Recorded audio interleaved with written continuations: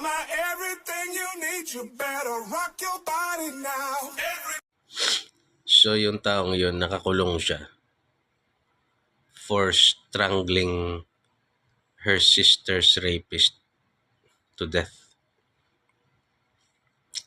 At habang nakakulong siya ay 5 child molesters yung kanyang tinegi. Lalakad na lang siya ngayon nakatungkod sa kulungan.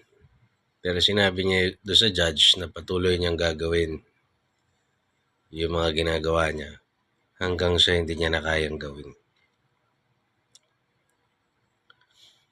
Sa akin, bayani. Bayani yun. Alam niyo mga kapatid, sa batas, ako because I fear consequences. Lalong-lalo na nung nagkaanak ako. Dati iniisip ko lang nanay ko, tita ko, kapatid ko, partner ko. Ngayon iba na nung nagkaanak ako. Anak ko na.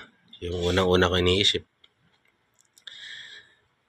Nananalangin ako sa Diyos na ilayo ako sa mga ganong pagkakataon.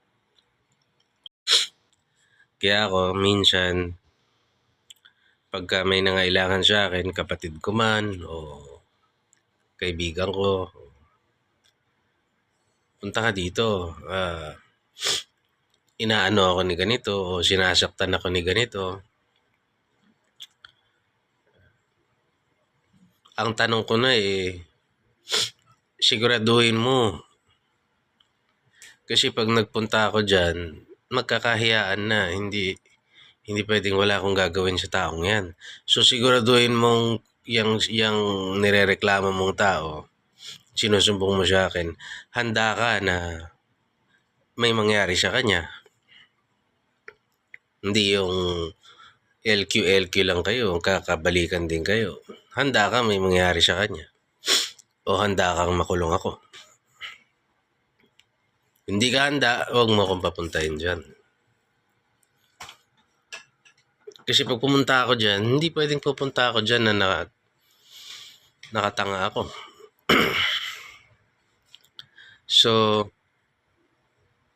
sa batas, mahirap ang batas dito sa Pilipinas para sa mayaman lang. Pero humahanga ako doon sa mga tao na pinagpalit nila yung kanilang liberty, yung kanilang kalayaan para gawin nila yung tama.